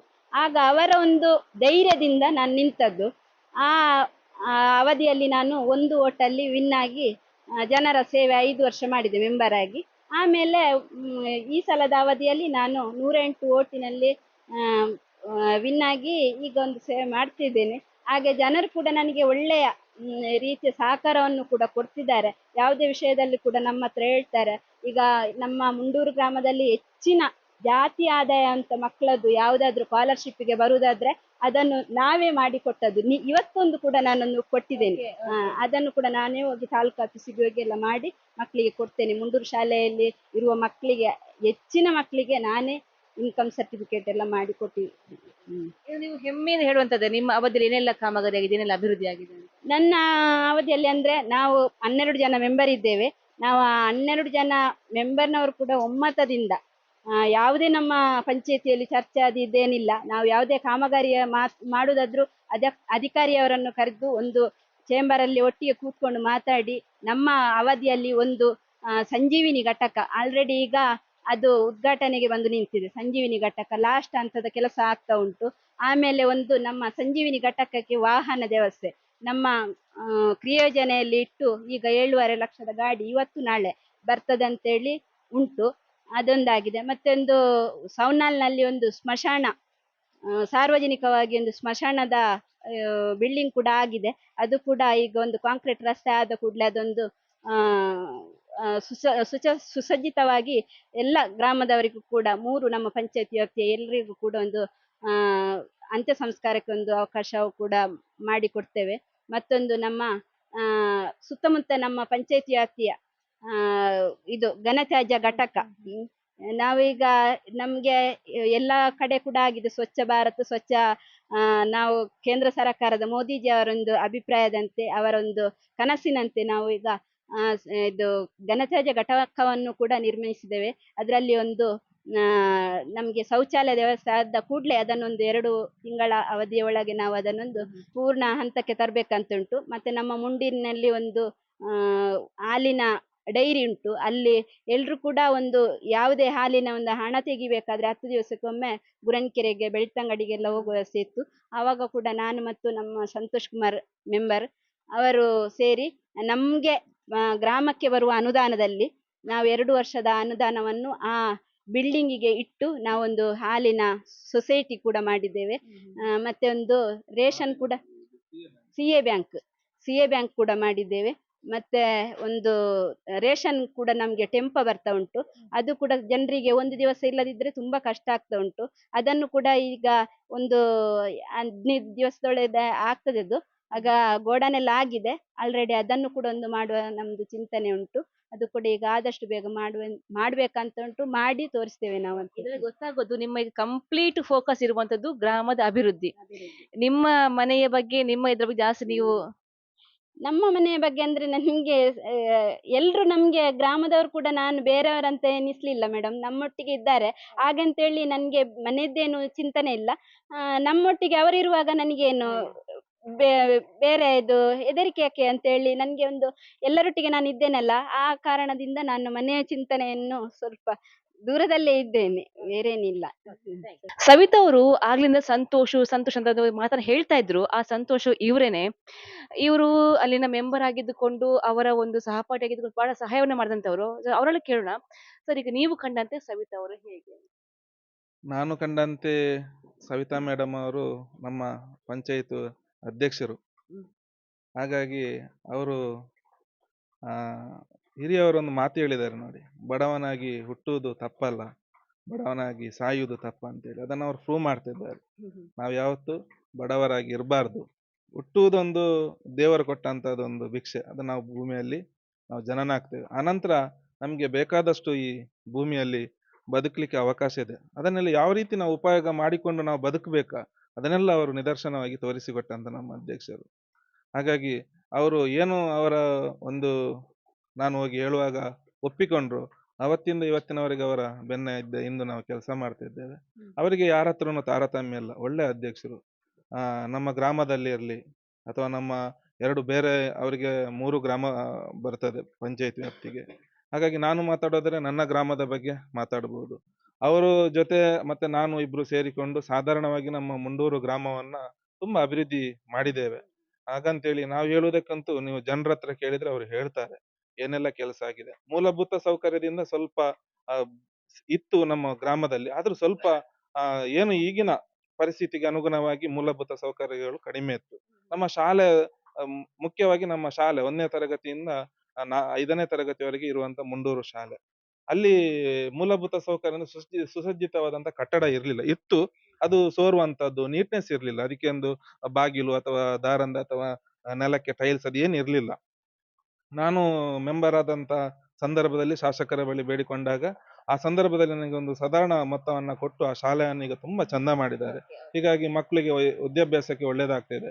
ಹಾಗಾಗಿ ಈಗ ಆ ಶಾಲೆ ಸಹ ಇಂಪ್ರೂವ್ ಆಗಿದೆ. ಅನಂತರ ನಮ್ಮ ಮುಂಡೂರಿಂದ ಕಾಡಂಗೆ ಇದು ಸವನಾಲು ಸಂಪರ್ಕ ರಸ್ತೆ ಆಗ್ಬೇಕಿತ್ತು. ಅದಕ್ಕೆ ತುಂಬಾ ಸಲ ಹೋಗಿ ಶಾಸಕರ ಹತ್ರ 2 ವರ್ಷಕ್ಕಿಂತ ಮುಂಚೆ ಬೇಡಿಕೆ ಇಟ್ಟಾಗ ನನಗೆ 1.5 ಕೋಟಿ ರೂಪಾಯಿಯನ್ನ ಕೊಟ್ಟು ಆ ರಸ್ತೆಯನ್ನ ಸಂಪೂರ್ಣವಾಗಿ ಮಾಡ್ಲಿಕ್ಕೆ, ಅದರ ಲೆಂತ್ ಜಾಸ್ತಿ ಇದೆ, ಅದು PWD ರಸ್ತೆ ಆಗಿದ್ರಿಂದ ಇನ್ನು ಸ್ವಲ್ಪ ಉಳಿದ ಕಾಮಗಾರಿಯನ್ನು, ಇನ್ನು ಸವನಾಲು ಸಂಪರ್ಕಕ್ಕೆ ಸ್ವಲ್ಪ ಬಾಕಿ ಇದೆ, 1.5 ಕಿಲೋಮೀಟರ್ ಬಾಕಿ ಇದೆ, ಅದನ್ನು ಮಾಡ್ತೇನೆ ಅಂತ ಹೇಳಿದ್ದಾರೆ. ಆದ್ರೆ ಈಗಿನ ಸ್ವಲ್ಪ ಅನುದಾನ ಕಡಿಮೆ ಇರೋದ್ರಿಂದ ಈಗ ಸ್ವಲ್ಪ ಅದೆಲ್ಲ ಸ್ಟಕ್ ಆಗಿದೆ. ಹಾಗಾಗಿ ನಮ್ದು ದೇವಸ್ಥಾನ ಇದೆ, ಅದಕ್ಕೂ 40 ಲಕ್ಷ ಅನುದಾನವನ್ನ ಶಾಸಕರು ಕೊಟ್ಟಿದ್ದಾರೆ.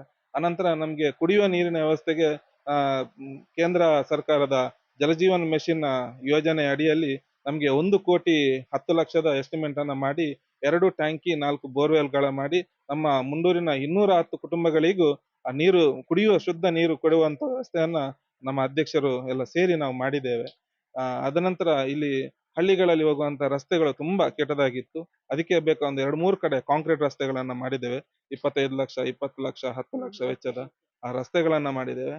ಅದನಂತರ ಕೃಷಿಕರಿಗೆ ಸಂಬಂಧವಾಗಿ ಆ ಒಂದು ತಡೆಗೋಡೆಗಳನ್ನು ನಿರ್ಮಿಸಿ ಭತ್ತ ಬೇಸಾಯ ಮಾಡುವಂತದ್ದಾಗ್ಲಿ, ಕೃಷಿ ತೋಟಗಳಿಗೆ ಹಾನಿ ಮಾಡುವಂತ ಕೆಲವು ಕಡೆ ಆಗಿದೆ. ಅಂತ ಮಳೆಯ ಒಂದು ಪ್ರಕೃತಿ ವಿಕೋಪಕ್ಕೆ ಅಂತ ಇದನ್ನ 25 ಲಕ್ಷ ಎಲ್ಲ ಇಟ್ಟು ತಡೆಗೋಡೆಗಳನ್ನೆಲ್ಲ ರಚಿಸಿ ಕೃಷಿಕರಿಗೆ ಕೂಡ ನಮ್ಮ ಶಾಸಕರ ಅನುದಾನದಲ್ಲಿ ನಾವೆಲ್ಲ ಮಾಡಿದೆ. ಅದಕ್ಕೆಲ್ಲ ಸಂಪೂರ್ಣ ಸಹಕಾರ ಕೊಟ್ಟವರು ಈ ಅಧ್ಯಕ್ಷರೇ ನಮ್ದು. ಹಾಗೆ ಮತ್ತೆ ನಮ್ಗೆ ಕೃಷಿಕರಿಗೆ ಸಂಬಂಧಿಕವಾಗಿ ನಮ್ಗೆ ಹಾಲಿನ ಡೈರಿ ಇರ್ಲಿಲ್ಲ. ಅದನ್ನು ನಾವು ಅಧ್ಯಕ್ಷರು ಸೇರಿಕೊಂಡು KMF ಗೆಲ್ಲ ಇದು ಮಾತಾಡಿ ನಮ್ಮ ಊರಿನವರ ನಮ್ಮೆಲ್ಲ ಒಂದು 13 ಜನ ನಿರ್ದೇಶಕರ ಸಹಕಾರ ತಗೊಂಡು ಮಾಡಿ ನಾವು ಹಾಲಿನ ಡೈರಿಯನ್ನು ಮಾಡಿ ಈಗ 600 ಲೀಟರ್ ಹಾಲನ್ನು ಮಾಡಿ ಈಗ ಹಾಲಿನ ಡಿಪ್ಪದ ಅಧ್ಯಕ್ಷರಾಗಿ ಯಾದವ್ ಕುಲಾಲ್ ನಿರ್ವಹಿಸಿದ. ನಾನು ಕೂಡ ಉಪಾಧ್ಯಕ್ಷರಾಗಿ ಕೆಲಸ ಮಾಡಿ 10 ವರ್ಷ ನಾನು ಕೆಲಸ ಮಾಡ್ತಾ ಇದ್ದೇನೆ. ಅದನಂತರ ಮಾಡಿ ನಮ್ಗೆ ಬೇಕಾಗಿರುವಂತದ್ದು ಕೃಷಿಕರಿಗೆ ಸಂಬಂಧಪಟ್ಟಾಗಿ ಈ ಕೃಷಿ ಇದು ಲೋನ್ ಮಾಡ್ಲಿಕ್ಕಾಗ್ಲಿ, ಏನೇ ಒಂದು ಉಪಯೋಗಕ್ಕಾಗ್ಲಿ CA ಬ್ಯಾಂಕ್ ನಮ್ಮ ಊರಲ್ಲಿ ಅಗತ್ಯ ಬೇಕಿತ್ತು. ಅದಕ್ಕೆ ಕಟ್ಟಡ ಬೇಕಿತ್ತು, ಆ ಕಟ್ಟಡಕ್ಕೆ ಅನುದಾನ ಬೇಕಿತ್ತು. ಅದನ್ನು ಯಾರು ಮಾಡಿಕೊಟ್ರೆ ನಮ್ಮ ಅಧ್ಯಕ್ಷರೇ. ನಮ್ಮ ಅಧ್ಯಕ್ಷರ ಹತ್ರ ಮಾತಾಡಿದಕ್ಕೆ ಅವ್ರು ತುಂಬಾ ಅದರ ಬಗ್ಗೆ ಹಿಂದೆ ಬಿದ್ದು 2 ಸಮಯದ ನಾವು ಅನುದಾನವನ್ನ ಕಾಯ್ದಿರಿಸಿಟ್ಟು ಆ ಬಿಲ್ಡಿಂಗ್ ಅನ್ನ ಮಾಡಿ CA ಬ್ಯಾಂಕ್ ಓಪನ್ ಆಗಿದೆ. ಇನ್ನು ಬೇಕಾಗಿರುವಂತದ್ದು ಗ್ರಾಹಕರ ಒಂದು ಇದು ನಮ್ಗೆ ರೇಷನ್, ಅದನ್ನು ಸಹ ನಾವು ಅಪ್ರೂವಲ್ ಎಲ್ಲ ಆಗಿದೆ. ಈಗ 1-2 ತಿಂಗಳಲ್ಲಿ ಅದು ಓಪನ್ ಆಗ್ತದೆ. ಬಿಲ್ಡಿಂಗ್ ಎಲ್ಲ ಆಗಿ ರೆಡಿ ಮಾಡಿ ಇಟ್ಟಿದ್ದೇವೆ. ಹಾಗಾಗಿ ಏನು ಮೂಲಭೂತ ವಿಷಯ ನಾನು ಆಗ ಫಸ್ಟಿಗೆ ಮಾತಾಡಿದ್ದೇನೆ ಅದೆಲ್ಲ ಬರ್ಲಿಕ್ಕೆ ಸಹಕಾರ ಯಾರಂತ ಹೇಳಿದ್ರೆ ನಮ್ಮ ಈ ಅಧ್ಯಕ್ಷರು. ನೀವು ಹೇಳಿದಾಗೆ ಅವರು ಈ ಮನೆಯ ವಿಚಾರವಾಗಿ ಮಾತಾಡೋದಾದ್ರೆ ಶೀಟಿನ ಮನೆ, ಆದ್ರೆ ಅವರು ಯಾವ್ದನ್ನು ಅವರು ಮನಸ್ಸಿಗೆ ತಗೊಳ್ಳೋದಿಲ್ಲ. ಯಾಕಂತ ಹೇಳಿದ್ರೆ ಅವ್ರು ಸ್ವಲ್ಪ, ನಾನು ಇಷ್ಟಾದ್ರೂ ಇದ್ದೇನೆ, ಕೆಳಗಡೆ ಇದಕ್ಕಿಂತ ತುಂಬಾ ಬಡತನದಲ್ಲಿ ಇದ್ದಾರೆ, ಅವರನ್ನ ನಾನು ಮೇಲೆ ತರುವಂತ ಪ್ರಯತ್ನ ನಾನು ಮಾಡಬೇಕು, ನನ್ಗೆ ಬಂದದ್ದು ಕಷ್ಟ ನನಗೇನೆ ಇರ್ಲಿ ಅಂತೇಳಿ ಯಾರ ಹತ್ರ ಹೇಳಿಕೊಳ್ಳುವುದಿಲ್ಲ. ನನಗೊಂದು ಆಸೆ ಇದೆ, ನಾನು ಈ ನಿಮ್ಮ ಮೂಲಕ ಅವ್ರಿಗೆ ಕೇಳಿಕೊಳ್ಳುವುದೇನಂತ ಹೇಳಿದ್ರೆ, ಅವ್ರು ಮನೆ ಮಾಡ್ಲಿಕ್ಕೆ ಹೊರಟ್ರೆ ಅಥವಾ ಅವರ ಒಂದು ಏನಾದ್ರೂ ಅವ್ರು ಇಷ್ಟಪಟ್ರೆ ಅವ್ರು ಯಾರ ಹತ್ರ ಕೈ ಚಾಚಿದವರಲ್ಲ. ಇಷ್ಟು ಕಾಂಟ್ರಾಕ್ಟ್ಗಳು ಇರ್ಬೋದು, ಅವ್ರು ಯಾರು ಕೂಡ ಸವಿತಕ್ಕನಿಗೆ ದುಡ್ಡು ಕೊಟ್ಟಿದ್ದೇನೆ ಅಂತ ಹೇಳಿದ್ರೆ ಅವ್ರು ತಗೊಳ್ಳುವುದಿಲ್ಲ. ಆ ವಿಷಯ ಬಂದ್ರೆ ಅವರಿಗೆ ಸಿಟ್ಟು ಬರ್ತದೆ. ಅವರ ಏನೋ ಬಡತನ ಇದ್ರೂನು ಇನ್ನೊಬ್ಬರ ಈ ಲಂಚ ಇದೆಲ್ಲ ಈಗ ಏನೇನೋ ಆಗ್ತದೆ ಅಂತಕ್ಕೆಲ್ಲ ಕೈ ಹಾಕಿದವರಂತ. ಯಾಕೆ ಹಾಕುದಿಲ್ಲ ಅಂತ ಹೇಳಿದ್ರೆ ಅವರಿಗೆ ಕಷ್ಟದ ವಿಷಯ ಗೊತ್ತಿದೆ. ಇನ್ನೊಬ್ಬರ ದುಡ್ಡು ನನಗೆ ಧರ್ಮಕ್ಕೆ ಬೇಡ, ನಾನು ದುಡ್ದದ್ರಲ್ಲಿ ನಾನು ತೃಪ್ತಿಯಾಗಿರ್ತೇನೆ ಅಂತೇಳಿ ಅಂತ. ನಾನು ಈಗ ವಿನಂತಿ ಮಾಡಿಕೊಳ್ಳುವುದೇನಂತ ಹೇಳಿದ್ರೆ, ಈ ಸೀಟಿನ ಮನೆ ನೋಡಿ, ಅವರ ಮಕ್ಕಳಿಗೆ ಆರೋಗ್ಯದ ಮೇಲೆ ಪದೇ ಪದೇ ಸಮಸ್ಯೆ ಬರ್ತಾ ಇದೆ. ಅವರಿಗೂ ಆರೋಗ್ಯದ ಮೇಲೆ ಸಮಸ್ಯೆ ಬಂದಿದೆ ತುಂಬಾ ಸಲ. ಅವ್ರು ಎಷ್ಟು ಈಗ ಮಾತಾಡಿದ್ರು ನೋಡಿ, ಇಷ್ಟು ಆಕ್ಟಿವ್ ಆಗಿದ್ದಾರೆ, ಇಷ್ಟು ಮಾತಾಡಿದ್ದಾರೆ, ಅವರ ಆರೋಗ್ಯ ಸಮಸ್ಯೆ ಅವರಿಗೆ ಇದೆ. ಅವರ ಸಮಸ್ಯೆಯನ್ನವರು ಅವ್ರು ಯಾರ ಹತ್ರ ಹೇಳಿಕೊಳ್ಳುವುದಿಲ್ಲ. ಅವ್ರು ಅಂತ ಸಂದರ್ಭದಲ್ಲಿ ಮಾತ್ರ ಹೇಳಿಕೊಳ್ಳುವಂತದ್ದು, ಅವ್ರು ಹೇಳಿಕೊಳ್ಳುವುದಿಲ್ಲ ಎಲ್ರಿಗೂ. ಅವ್ರಿಗೆ ಅಂತ ಹೇಳಿದ್ರೆ ಅವ್ರು ಒಂದು ಮಾತು ಹೇಳ್ತಾರೆ ನೋಡಿ, ನನ್ನ ಮಕ್ಳಿಗಾಗ್ಲಿ ಅಥವಾ ಇನ್ನು ನಾಳೆ ಯಾರಾದ್ರೂ ನಿನ್ನ ಮಕ್ಕಳು ಇನ್ನೊಬ್ರ ಹತ್ರ ಹೇಳ್ಬಾರ್ದು, ನಮ್ಮ ಮನೆ ವಿಡಿಯೋ ಇದೆಲ್ಲ ಮೀಡಿಯಾದಲ್ಲಿ ಬಂತು ಹಾಗೆ ಅಂತ ಎಲ್ಲ ಬಂತು ಅಂತ ಹೇಳಿ ಅವ್ರಿಗೆ ಹೇಳ್ಬಾರ್ದು. ಅವರು ಏನು ಪ್ರಾಮಾಣಿಕವಾಗಿ ಇರಬೇಕು. ಕಷ್ಟ ಬರುವುದು ಸಹಜ, ಅದನ್ನ ನಿವಾರಣೆ ಮಾಡಿಕೊಂಡು ಒಳ್ಳೆಯ ರೀತಿಯಲ್ಲಿ ಜೀವನ ನಡೆಸುವುದು ನಮ್ಮ ಕರ್ತವ್ಯ ಅಂತ ಹೇಳಿ ಅವರು ಮಾಡಿಕೊಂಡಿದ್ದಾರೆ. ನಾನು ಹೇಳುವಂತದ್ದು, ಈ ಸೀಟ್ ಅದು ಇದು ಏನಾದ್ರೂ ಅವ್ರ ಮನೆಯವರು ವಿಚಾರಕ್ಕೆ ಇಳಿದ್ರೆ, ಯಾರಿಗಾದ್ರೂ ಅವರಿಗೆ ಹೆಲ್ಪ್ ಮಾಡ್ಬೇಕನ್ನೋ ಅವಶ್ಯಕತೆ ಇದ್ರೆ ಯಾರಿಗಾದ್ರೂ ಅವರ ಮನೆಯ ಒಂದು ಏನು ಫೌಂಡೇಶನ್ ಅಥವಾ ಗೋಡೆ ಅಥವಾ ಅದಕ್ಕೆ ಮೇಲ್ಚಾವಣಿ ಅಂತವ್ರು ಏನಾದ್ರು ಕೊಡುವಂತ ಮನಸ್ಸಿದ್ರೆ ಅವ್ರು ಮಾಡ್ಲಿ, ಅವ್ರ ಜೊತೆ ನಾವು ಸಹಕಾರ ಕೊಡ್ತೇವೆ. ಅದು ನನ್ನೊಂದು ವಿನಂತಿ. ಯಾಕಂದ್ರೆ ಎಲ್ರು ಏನೇನೋ ಮಾಡಿ ಏನೇನೋ ಕೆಲವರೆಲ್ಲ ದೊಡ್ಡ ದೊಡ್ಡ ಮನೆ ಬಂಗ್ಲೆ ಮಾಡಿಕೊಳ್ತಾರೆ. ಇವರಿಗೆ ನೋಡಿ ಅವರ ಗಂಡ ತೀರಿಕೊಂಡು ಇಷ್ಟು ಸಮಯ ಆಯ್ತು, ಆದ್ರೆ ಅವರು ಯಾವುದೇ ಅವ್ರ ಮನಸ್ಸನ್ನ ಅಥವಾ ಅವರ ಒಂದು ಏನು ಸಂಕಲ್ಪನ ಅವ್ರು ಬಿಡ್ಲಿಲ್ಲ. ನಮ್ಮ ಮಕ್ಳು ಇನ್ನು ಏನಾದ್ರೂ ಬೇರೆ ದಾರಿಗೆ ಹೋಗ್ಬಾರ್ದು, ಮಕ್ಕಳಿಗೆ ಬಡತನ ಕಾಡಬಾರ್ದು ಅನ್ನೋ ಒಂದು ದೃಷ್ಟಿಯಲ್ಲಿ ಎಲ್ಲವನ್ನ ಮನಸ್ಸಲ್ಲಿ ಇಟ್ಕೊಂಡು ಅವರು ಒಳ್ಳೆ ರೀತಿಯ ಪಂಚಾಯಿತಿ ಆಗ್ಲಿ 3 ಗ್ರಾಮವನ್ನು ನೋಡಿಕೊಂಡು ಪಂಚಾಯಿತಿ ಅಥವಾ ಅಧಿಕಾರಿಗಳ ಜೊತೆನೂ ಕೂಡ ಒಳ್ಳೆ ರೀತಿಯ ಸಂಪರ್ಕವನ್ನು ಇಟ್ಕೊಂಡು ಅವ್ರು ಏನು ಗಟ್ಟಿಯಾಗಿ ನಿಂತಿದ್ದಾರೆ, ಅವ್ರು ಏನು ಅಲ್ಲಾಡ್ಲಿಲ್ಲ. ಹಾಗಾಗಿ ಅಂತವ್ರ ಜೊತೆ ಊರು ನಿಂತ್ರೆ ಅವ್ರು ಇನ್ನೂ ಹೆಚ್ಚು ಬೆಳಿಬೇಕು, ಅವರ ಮಕ್ಕಳ ಭವಿಷ್ಯ ಉಜ್ವಲ ಆಗ್ಬೇಕು, ಅವರಿಗೂ ಕೂಡ ಒಂದು ಒಳ್ಳೆ ರೀತಿ ಆಗ್ಬೇಕು. ಅದಕ್ಕೆ ಕೆಲವರದೆಲ್ಲ ಸಹಕಾರ ನಾನು ಇರುವವರು ದಾನಿಗಳು ಏನಾದಿದ್ರೆ ಅವರಿಗೆ ಮನೆ ಮಾಡುವಂತ ಒಂದು ವ್ಯವಸ್ಥೆ ಇದ್ರೆ, ಯಾರಾದ್ರೂ ಹೆಲ್ಪ್ ಮಾಡುವವರಿದ್ರೆ ಮಾಡ್ಲಿ, ಅದನ್ನ ನಾವು ಕೃತಜ್ಞ ಪೂರ್ವಕವಾಗಿ ನಾವು ಸ್ವೀಕರಿಸ್ತೇವೆ. ಯಾಕಂತ ಹೇಳಿದ್ರೆ ಇಂಥವರಿಗೆಲ್ಲ ನಾವು ಸಪೋರ್ಟ್ ಮಾಡ್ಬೇಕು. ಏನೇನೋ ಅನ್ಯಾಯ ಮಾಡಿದವರಿಗೆ ಈ ಪ್ರಪಂಚದಲ್ಲಿ ಎಲ್ಲ ಮಾಡ್ತಾ ಇದ್ದಾರೆ ಸಪೋರ್ಟ್. ಹಾಗಾಗಿ ಈಗಿನ ವ್ಯವಸ್ಥೆಯಲ್ಲಿ ಅನುದಾನ ಕೂಡ ನಮ್ಮ ಪಂಚಾಯತಿಗೆ ಕಡಿಮೆ ಇದೆ. ಹಾಗಾಗಿ ಪಂಚಾಯತಿಯಿಂದ ಈಗ ಮನೆ ಸಹ ಈಗ ಸದ್ಯಕ್ಕೆ ಏನು ಬಿಡುಗಡೆ ಆದಂತ ವ್ಯವಸ್ಥೆ ಇಲ್ಲ. ಇನ್ನು ಬಂದ್ರೆ ಪಂಚಾಯತಿಯಲ್ಲಿ ಬಂದ್ರೆ ಎಷ್ಟು 1,20,000 ಮನೆಗೆ ಬರುವಂತದ್ದು. ಆ ದುಡ್ಡಿನಲ್ಲಿ ಮನೆ ಮಾಡ್ಲಿಕ್ಕೆ ತುಂಬಾ ಕಷ್ಟ. ಅಂತಹ ಸಂದರ್ಭದಲ್ಲಿ ಏನಾದ್ರೂ ಇದ್ರೆ ನಾನು ಹೆಲ್ಪ್ ಅನ್ನ ಪಡ್ಕೊಳ್ಳಿಕ್ಕೆ ಅವರಿಗೆ ನಾನು ಸಲಹೆಯನ್ನ ಕೊಡ್ತೇನೆ. ಇನ್ನು ಅದನ್ನು ತಗೊಳ್ತಾರೆ ಬಿಡ್ತಾರೆ ಅಂದ್ರೆ ಅವರ ವಿವೇಚನೆಗೆ ಬಿಟ್ಟದ್ದು. ಯಾಕಂತ ಹೇಳಿದ್ರೆ ಅವರು ಗಟ್ಟಿ ಮನಸ್ಸು ಮಾಡಿ ಈ ಮಕ್ಕಳನ್ನ ವಿದ್ಯಾಭ್ಯಾಸ ಕಲಿಸಿಕೊಂಡು ಅದು ಅವರ ಜೀವನವನ್ನ ಒಂದು ರೀತಿಯಲ್ಲಿ ಸಾಗಿಸ್ತಾ ಇದ್ದಾರೆ. ಹಾಗಾಗಿ ಇದಕ್ಕೆಲ್ಲ ಯಾರಾದ್ರೂ ಹೆಲ್ಪ್ ಮಾಡುವರಿದ್ರೆ ನಾವು ಅದನ್ನ ಸಲಹೆಯನ್ನ ಕೊಡ್ತೇನೆ ಅವರಿಗೆ. ಅದೇ ರೀತಿಯಾಗಿ ಗ್ರಾಮ ಪಂಚಾಯತ್ ಮೆಂಬರ್ ಇದ್ದಾರೆ. ಸರ್, ನಿಮ್ಮ ಹೆಸರು? ಚಂದ್ರರಾಜ್ ಎಂ, ಮೇಲಂತಬೆಟ್ಟು ಪಂಚಾಯತಿ. ನೀವು ತುಂಬಾ ವರ್ಷದಿಂದ ನೋಡಿರ್ತೀರ ಸವಿತಾ ಮೇಡಮ್ ಅನ್ನ. ತುಂಬಾ ಕಷ್ಟ, ಶ್ರಮಜೀವಿ ಕೂಡ ಹೌದು. ಅವರ ಮನೆಯ ಪರಿಸ್ಥಿತಿ ಹೀಗಿದೆ, ಆದ್ರೂ ಕೂಡ ಅವರು ಅದನ್ನ ಯಾರು ತೋರಿಸ್ಕೊಡದೇನೆ ಸಮಾಜ ಸೇವೆ ಧ್ಯೇಯ ಅಂತ ಅನ್ಕೊಂಡು ಕೆಲಸ ಮಾಡ್ತಿದ್ದಾರೆ. ಸೊ ಅವ್ರ ಬಗ್ಗೆ ನಿಮ್ಮ ಒಂದು ಮಾತು ಸರ್. ಒಳ್ಳೆಯ ಅಧ್ಯಕ್ಷರು. ನಮಗೆ ಏನೇ ಇದ್ರು ಪಂಚಾಯತಿ ಇದ್ರು ನನಗೆ ಒಂದು ಫೋನ್ ಬರ್ತದೆ ಅವ್ರದ್ದು, ಹೀಗೆ ಚಂದ್ರಣ್ಣ ಮಾಡುವ ಎಲ್ಲ ಇದರಲ್ಲಿ ತುಂಬಾ ಸಹಕಾರ ಕೊಡ್ತಾರೆ. ನಾನು ಸಹ ಅಷ್ಟೇ, ಏನೇ ಇದ್ರು ನಮ್ಮ ಗ್ರಾಮ ಬೇರೆ ಆದ್ರೂ ಗ್ರಾಮದ್ದು ಒಂದೇ ಪಂಚಾಯತಿ ಅಲ್ಲ, ಅವರ ಮಾಹಿತಿ ಕೊಟ್ಟೆ ಏನಾದ್ರೂ ಕೆಲಸ ಮಾಡುವ ಒಳ್ಳೆಯ ಅಧ್ಯಕ್ಷರು. ಹಾಗೆ ಅವ್ರ ಕಷ್ಟ ನೋಡಿದಾಗ ಏನು ಅನ್ಸುತ್ತೆ? ಒಂದು ಕಡೆ ಅದು ಹಸ್ಬೆಂಡ್ ಹೌದೌದು, ಅದೆಲ್ಲ ಗೊತ್ತುಂಟಲ್ಲ ಸಮಸ್ಯೆ. ಹಾಗೆ ಹೌದು, ತುಂಬಾ ಕಷ್ಟದಲ್ಲಿದ್ದಾರೆ. ಯಾರಾದ್ರೂ ಹೆಲ್ಪ್ ಮಾಡುವುದಿದ್ರೆ ಮಾಡ್ಬೋದು. ಹಾಗೆ ನಂದು ಸಹಕಾರ ಉಂಟು ಫುಲ್. ಹಾಗೆ ಓಕೆ. ಸದಸ್ಯರು ಕೂಡ ಹೇಳ್ತಾ ಇದ್ರು, ಸವಿತಾ ಅವರಿಗೆ ಅನೇಕ ಸಮಸ್ಯೆ ಇದೆ, ಆದ್ರೂ ಕೂಡ ಅದನ್ನು ಯಾರಿಗೂ ತೋರಿಸ್ಕೊಡದೆ ಅವರು ನಮ್ಮ ಗ್ರಾಮ ಒಂದು ಅಭಿವೃದ್ಧಿ ಆಗಬೇಕು ಅಂತ ಆ ಸಂಕಲ್ಪ ತೊಡ್ಕೊಂಡು ಕೆಲಸವನ್ನ ಮಾಡ್ತಾ ಇದ್ದಾರೆ. ಹಾಗಾಗಿ ಯಾರೇ ಆದ್ರೂ ಕೂಡ ಒಬ್ಬರು ಯಾರು ದಾನಿಗಳಿದ್ರೆ ಇವರ ಒಂದು ಸಂಕಷ್ಟವನ್ನು ನೋಡ್ಕೊಂಡು ಹೆಲ್ಪ್ ಮಾಡಿದ್ರೆ ಮಾಡ್ಬೋದು. ಅವರು ಒಂದು ಅವರ 3 ಮಕ್ಕಳು ನೋಡ್ಕೊಡೋಕೆ, ಅವರ ಮನೆ ನಿರ್ವಹಣೆಗೆ ಸಹಾಯ ಆಗ್ಬೋದು ನಾವು ಹೇಳ್ತಾ, ವನೀಶ್ ಹಾಗೂ ರಾಘವ ಜೊತೆ ಶ್ರೇಯಸ್ ಶೆಟ್ಟಿ, ಸುದ್ದಿ ನ್ಯೂಸ್, ಮೇಲಂತಬೆಟ್ಟು, ಬೆಳ್ತಂಗಡಿ.